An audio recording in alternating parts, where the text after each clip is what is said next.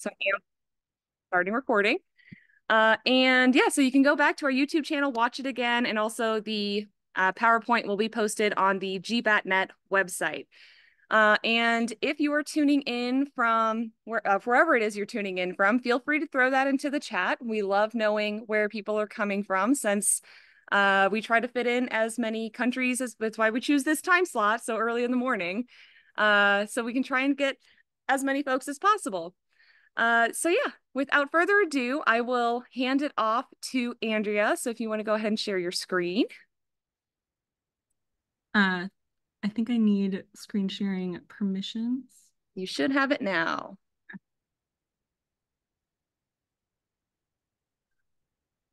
So hopefully you guys can see the presentation. Mhm. Okay. Are you getting the full slide? Yep, full slide. Okay, cool. Well, thank you so much for the introduction, Dana. So I am excited to talk to you guys about bats and bat flight and temperature and how those two can be important to connect. So I always like starting talks by talking about temperature in general. And we all have kind of an intuitive understanding that temperature is an important factor in shaping the landscapes that we see and the animals and plant life that we see in them.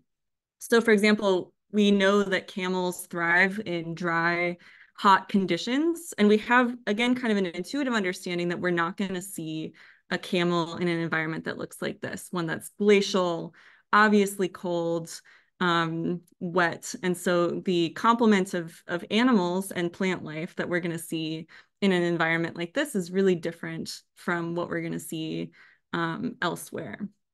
And this biogeographic patterning fundamentally arises because temperature affects biological performance at a number of different levels of biological organization.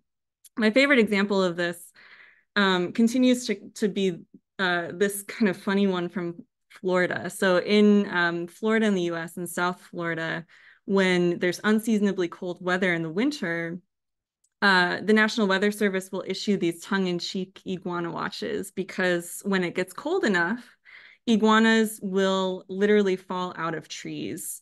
And this is because when iguanas get cold, they lose some aspects of organismal performance that help keep them in trees.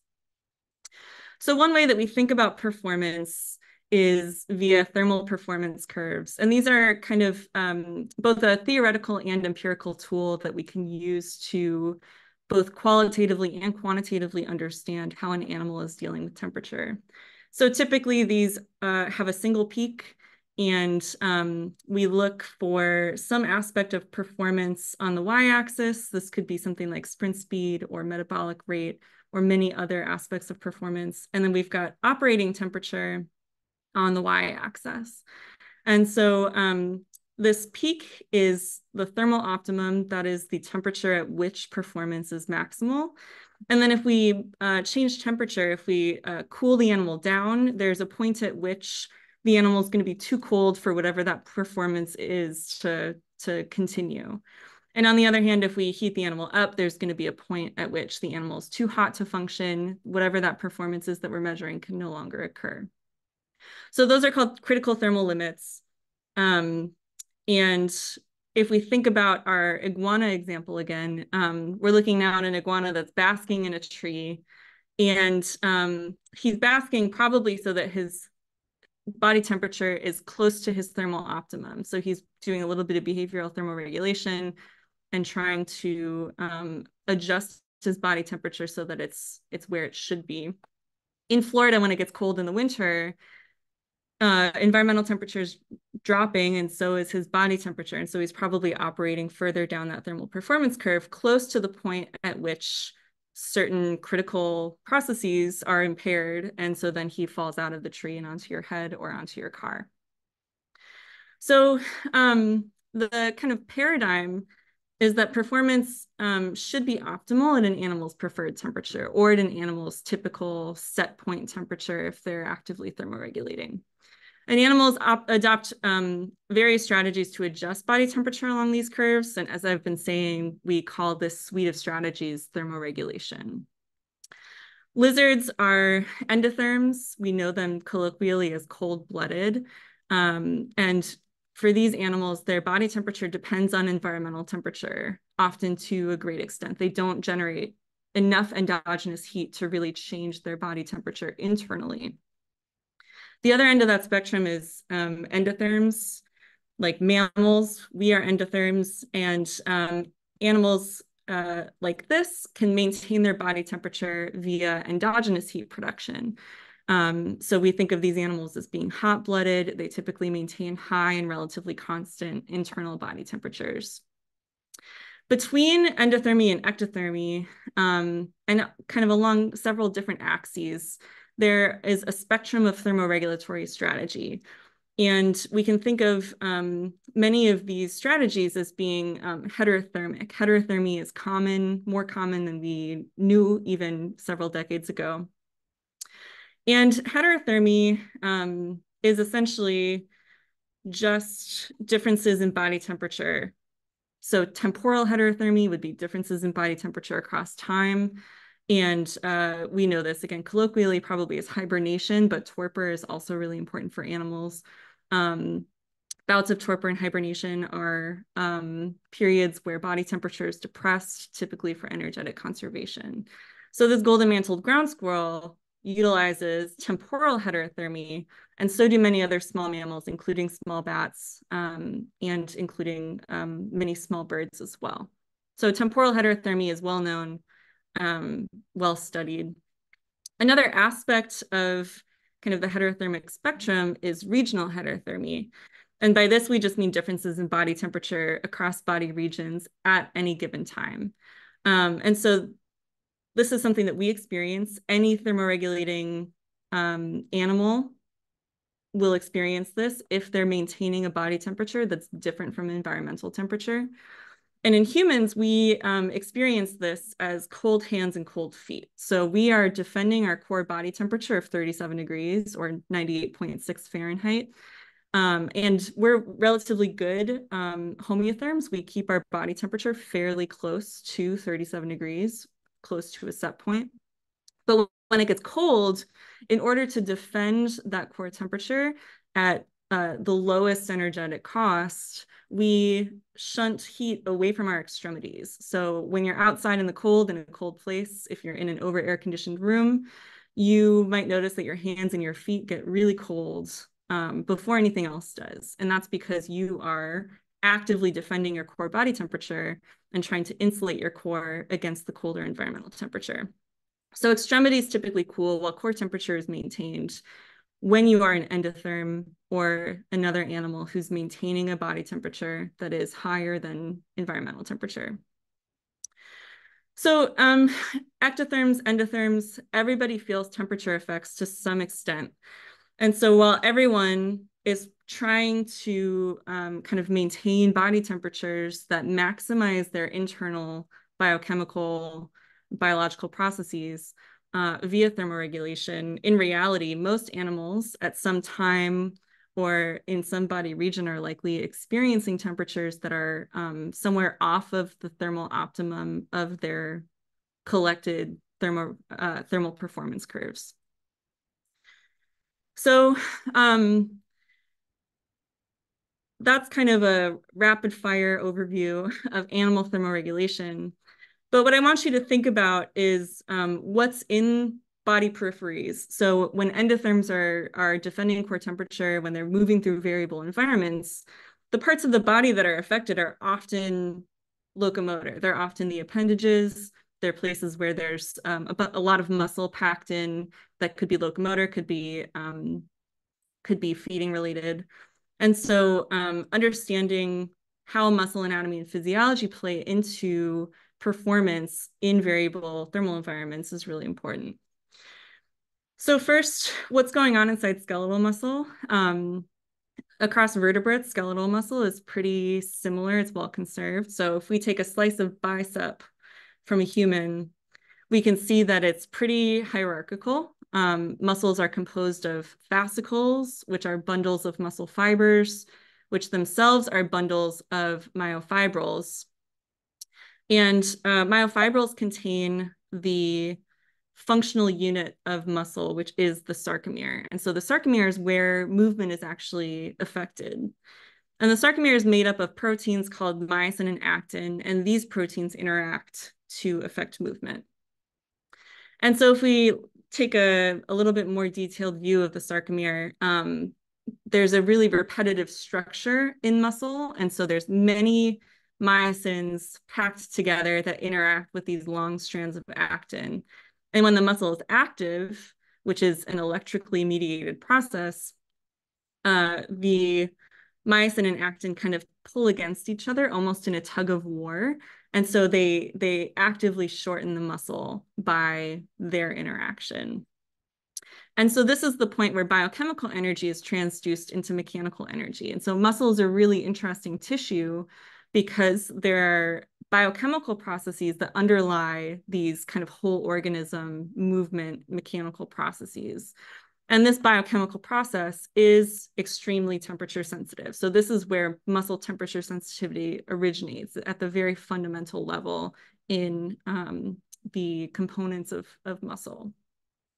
So my favorite example of kind of the macro effect of muscle temperature sensitivity comes from Chris Anderson, who did work on chameleons many years ago now. And what you're going to see here is a feeding behavior in chameleons at a warm temperature on the top and a cold temperature on the bottom.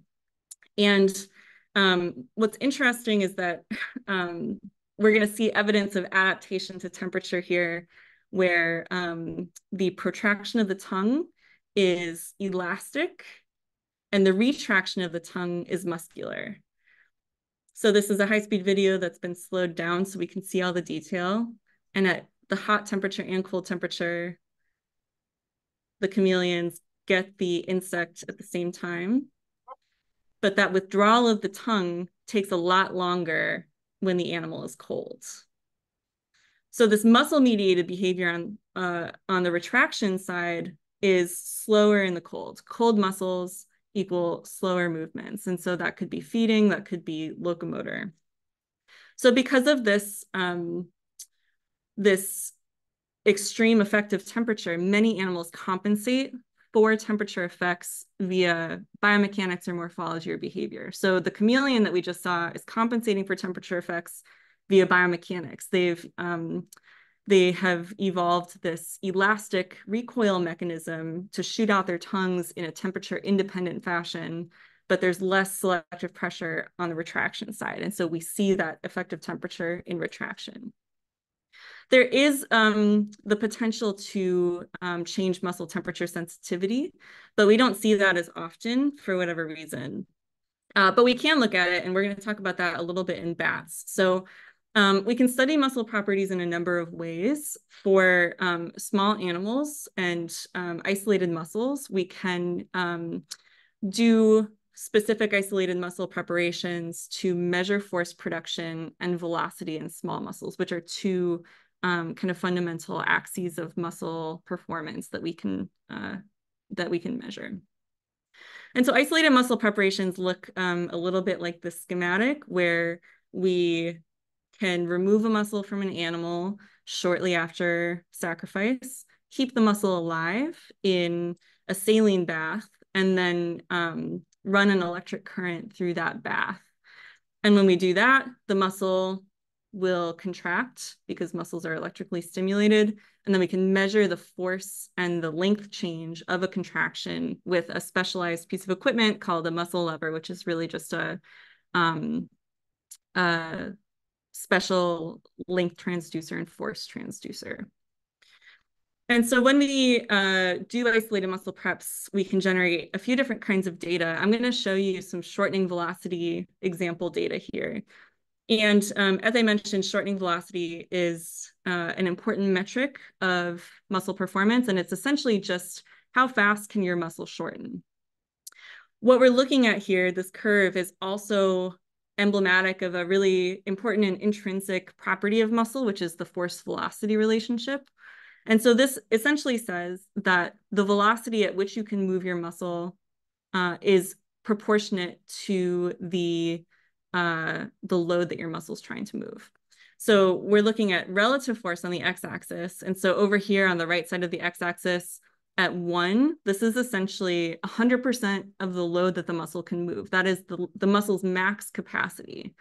And so you can imagine this kind of in real life by thinking about picking up a dumbbell that is absolutely too heavy for you to move. It's sitting on the floor, you're trying to pick it up. If it's heavier than the capacity that your muscle can move, it's not going to go anywhere. So velocity is 0 when relative force is 100% or greater. If there's a piece of paper on the floor that you want to pick up, you're going to be able to move it so fast that you don't even think about it. And that's because the relative load of that piece of paper relative to your max muscle capacity is very small. And so we're going to have higher velocities here. So we're looking at a curve that was generated at 22 degrees C. We take a bunch of data points, testing a muscle by having it move loads and then measuring how fast it can do that. And we can do this at multiple temperatures. So as we increase temperature, velocity increases at every relative force. So the warmer you are, the faster your muscle is able to move a given load.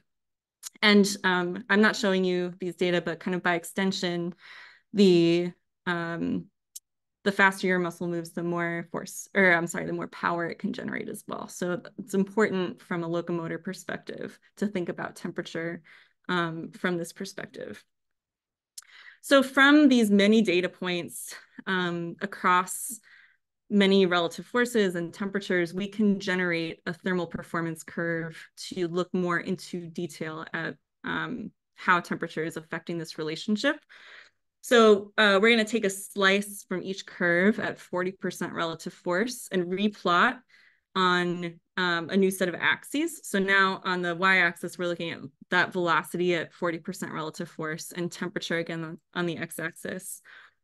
And now we're looking at the beginnings of a thermal performance curve. And we take this kind of steep nosedive here because these muscles weren't viable in vitro above 37 degrees. So 37 is close to the thermal limit of this muscle. So we've generated a thermal performance curve. And now how do we quantify the effect of temperature? How do we go from that visual assessment to something that's more quantitative? One way that thermal biologists typically do this is via a quantity called Q10. And Q10 is really just a ratio of rates raised to a power that corresponds to the temperatures at which those rates were measured. The important thing to know is that if the rates are equal at different temperatures, our Q10 is 1, and that means temperature independence. Temperature doesn't matter at all to that process. The higher your Q10, the higher the effective temperature. Most biological processes have Q10s around 2 or 3. Kind of a quick visual representation of this is, again, here's some theoretical thermal performance curves where we're, again, thinking about velocity and temperature. Some kind of relationship, a property with a Q10 of 1 is just going to look like a flat line because velocity doesn't change at all as temperature changes. And then we can look at the effect of changing temperature effects with lines with different Q10s. It's easier to think about this, and actually it's a little bit more accurate to think about temperature effects on a log scale because of the kind of fundamental processes that dictate these temperature effects. And so we want to compare temperature effects by looking at curves, evaluating curves that have been log transformed. And so now we're looking at these exact same sets of data, but now we've got straight lines, which is nice. Again, the Q10 line of 1 is totally flat. We see no effective temperature. And then the important thing to note from these now straight lines is that the slope corresponds to Q10. So the steeper the slope, the higher the Q10, the greater the effective temperature. So as you're reviewing thermal performance curves, the effective temperature in any data, you want to look for log transform plots, and you want to look at the steepness of the lines.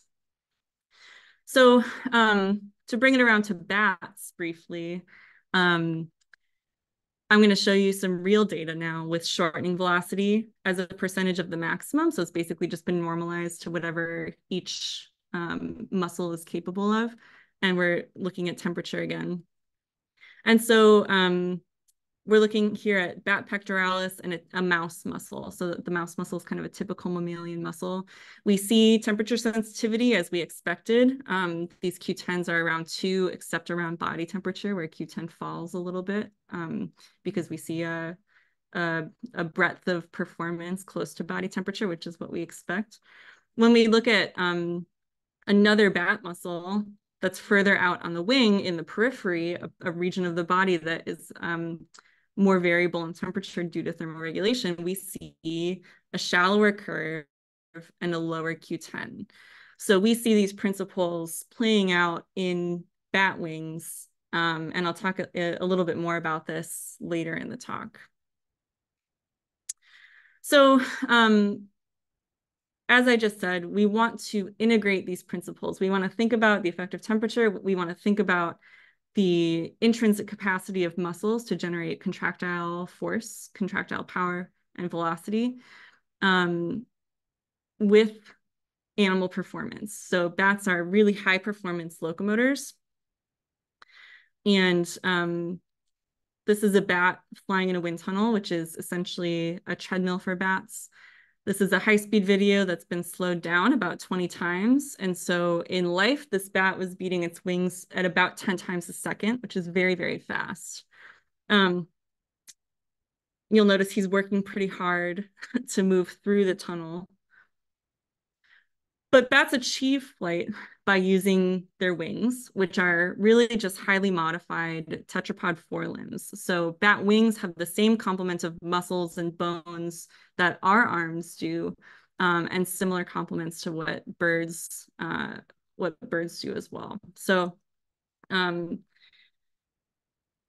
bats have, again, landmarks that we should be familiar with. So the elbow, forearm, the wrist, and then everything distal to the wrist is just elongated digit bones. So the hand wing terminates at the wingtip in the tip of the middle finger. So they've got really just big, weird hands, and that's the aerodynamic surface that they use to fly. The difference fundamentally between bat wings and bird wings is that bats have multi-articulate wings. So there's many more joints in bat wings that are under active control during flight, many more degrees of freedom that can determine the 3D conformation of the wing during flight. If we take another look at a bat wing, this is now a noctilio bat, different species. This is a living bat. The picture was taken with backlight so that we can see more of the structures.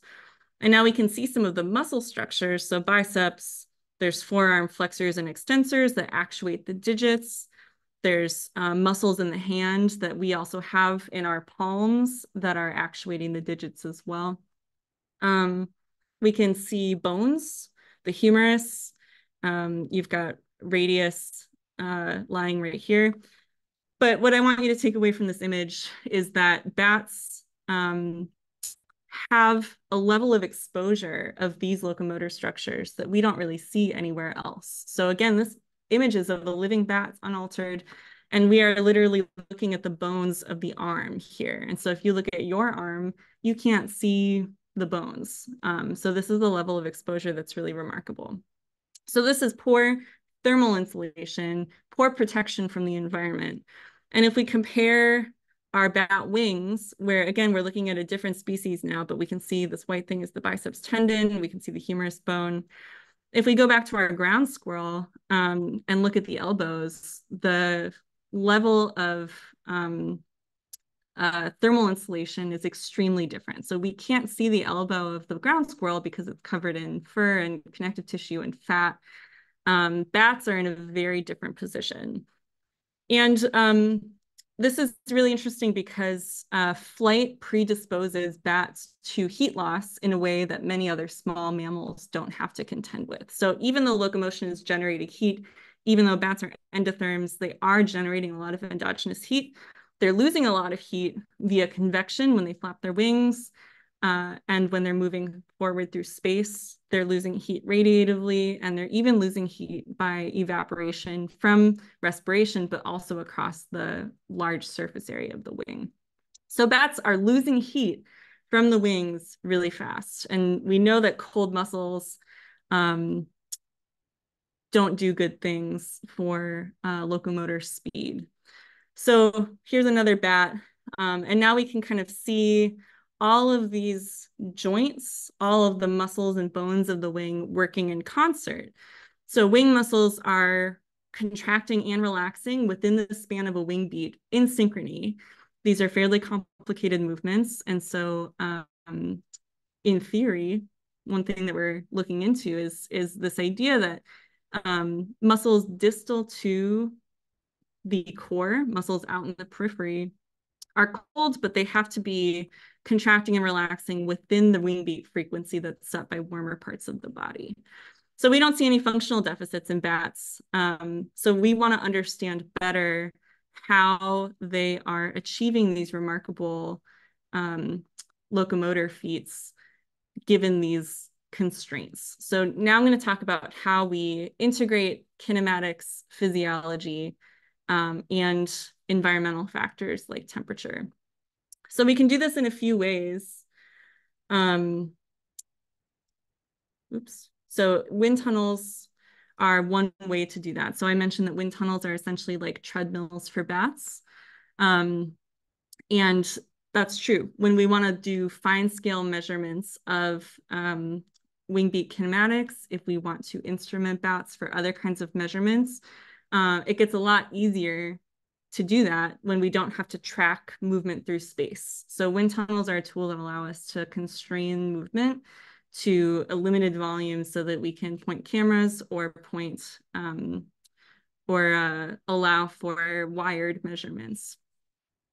So using wind tunnels is a really nice way to kind of start thinking about movement, and then we need some way to record movement and study things that are really happening too fast to discern by the naked eye. So we can use high-speed video as a technique and reconstruct kinematics using video from multiple angles. And so what we want to do is collect high-speed video from several different vantage points so that we can reconstruct a 3D volume of space through which the bat is moving, and then reconstruct the movements of the bat in 3D space as well. So I'm going to show you now video from an actual experiment.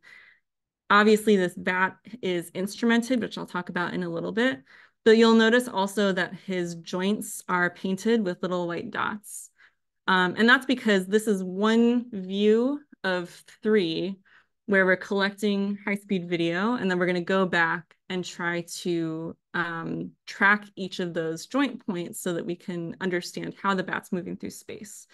So you'll notice also that this bat starts out great. We've got steady forward flight, but he's working really hard to get to the end of the tunnel. He flips around and lands, and then he flies backwards through the tunnel. That's not really what we want. This was a bad bat who didn't want to, it's called station hold. He was not staying in the same place in the wind tunnel. He was going rogue a little bit.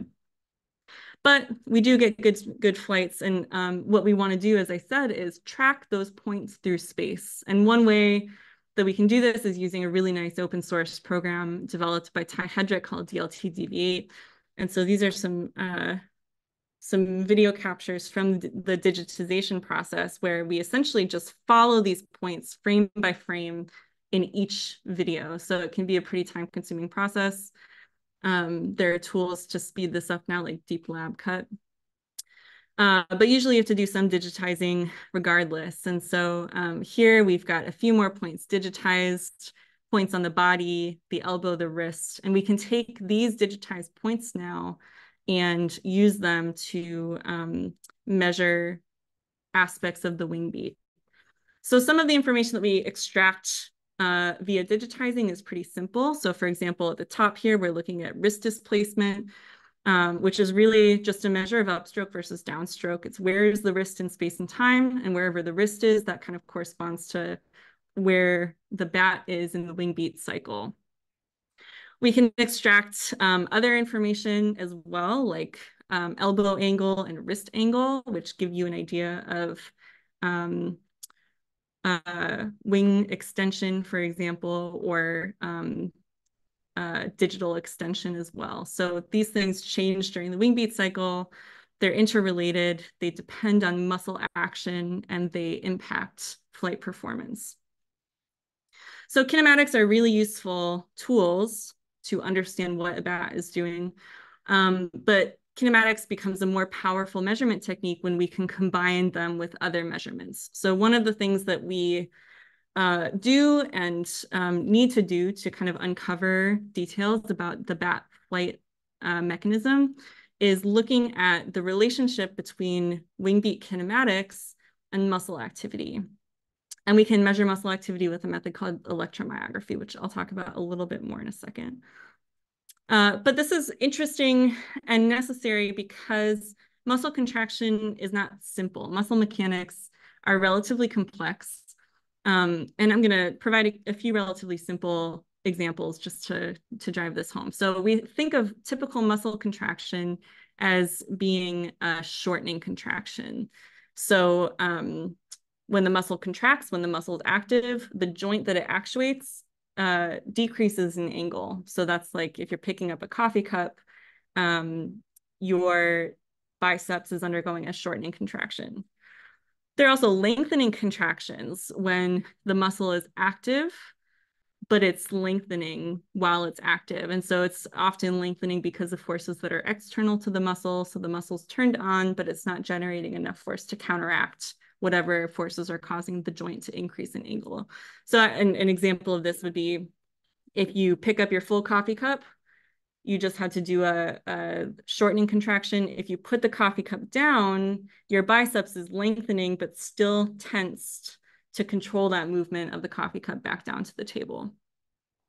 There's a third class of muscle contraction types, which is isometric contraction, where you get some kind of muscle activity, but no length change. So the muscle is active, but nothing is happening. So you could get this when you've got agonist and antagonist muscles contracting at the same time. So if your biceps and triceps are both on at the same time, you can kind of tense them yourself without moving your elbow. That's an example of an isometric contraction.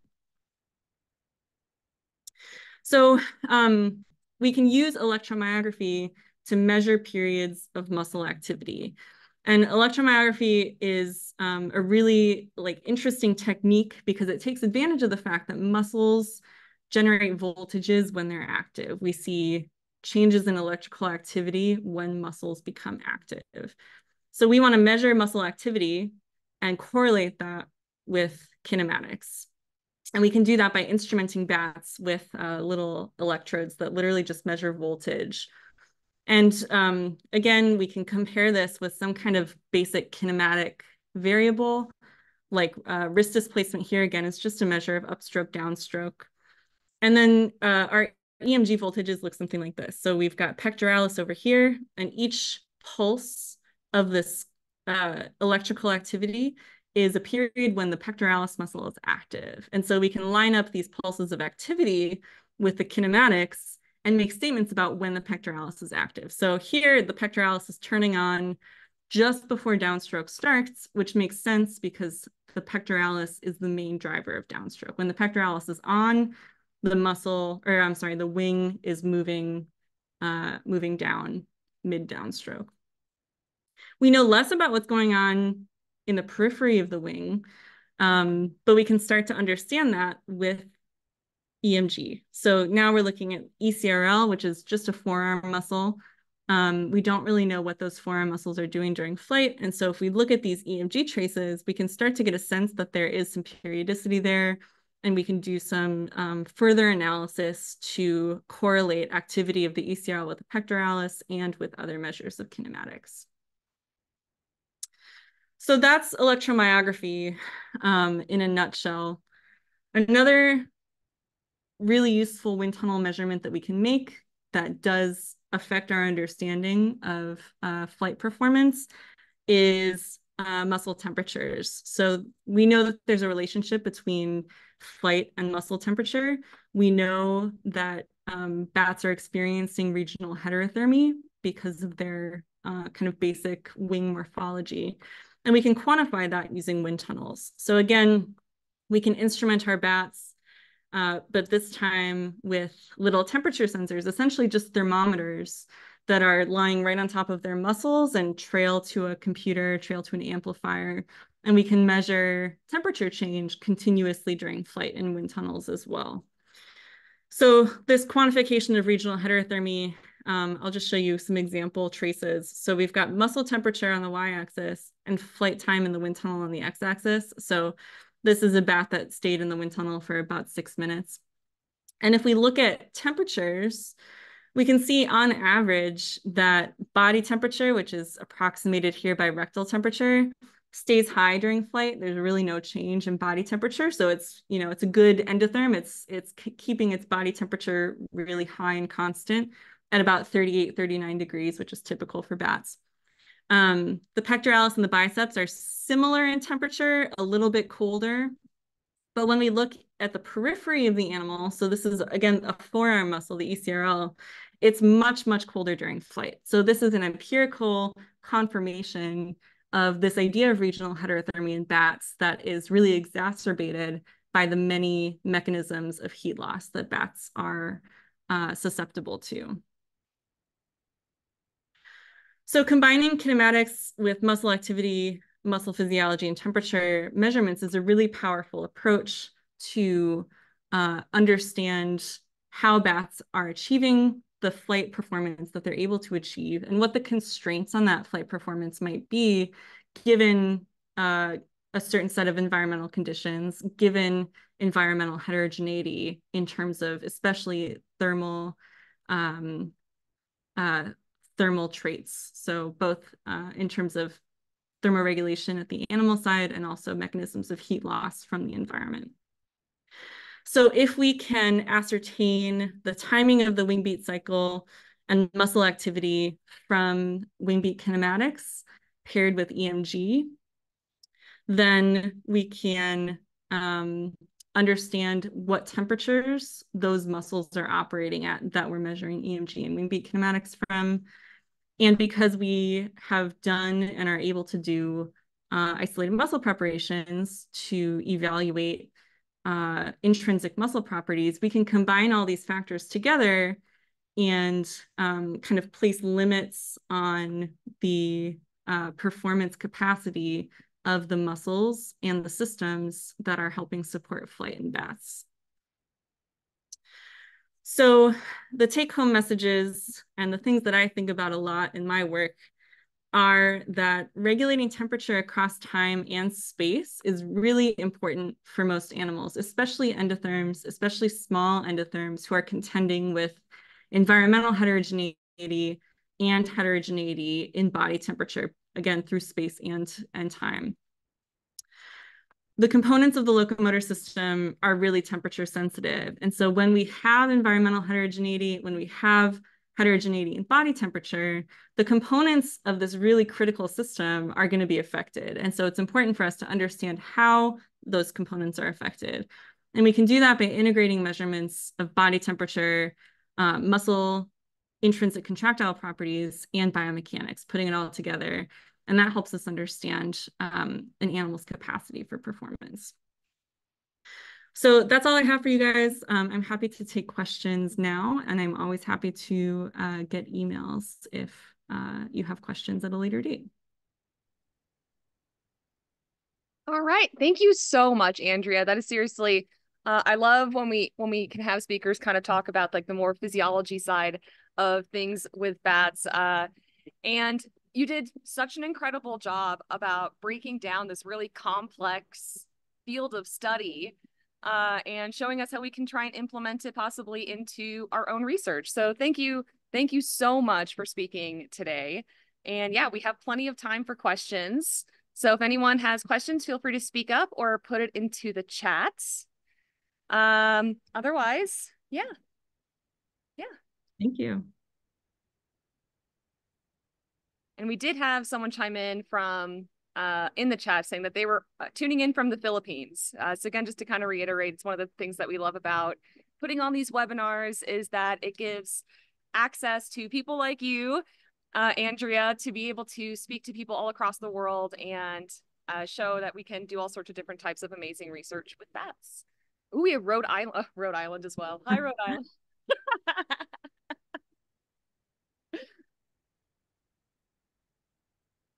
And from Spain. Very Hello. cool. Hello, Andrea. May I ask a question? Can you hear me? Great. Yeah, All I right, can hear cool. you. I was just wondering why do you think that the forearm muscles in bats are so poorly insulated? Are they just trying to save weight by reducing any mass on their wings, or why would they not insulate their flight muscles?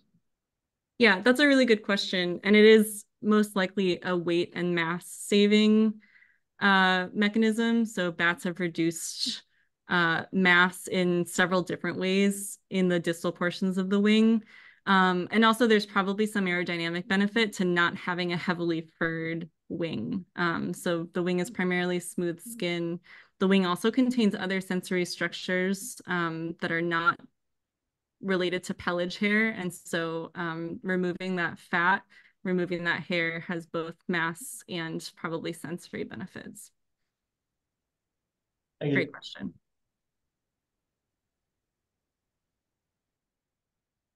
All right. Any more questions?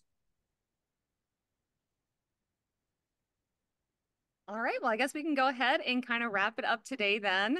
And again, thank you everyone for joining in today. And if you want to go back and watch this talk again, especially when it comes to interpreting those figures and maybe how you can interpret all of that and kind of like take it slower. And if you need to go back and rewatch again, this will be posted on our YouTube channel. And it will also be in our website as well. So if you want to go back and look at things or listen to it, you can feel free. Thank you again, Dr. Rummel, for giving that incredible talk and for breaking all of that down. Learning how we can use physiology and muscle physiology is one of my personal favorite topics. So thank you so much again for joining us today. And yeah, and for anyone who wants to join us for our next GBATnet My Field for Dummies, we will be announcing our next speaker very soon, but I do have a feeling that it's going to be put on by the very fine researcher who helps us now age bats. So stay tuned for that, and you'll be hearing more from GBATnet soon. So thank you everyone for coming in today, and we'll see you hopefully the next time. Thanks, Dana. Thanks, everyone. Thanks, Andrea, so much. Thank you. That was incredible.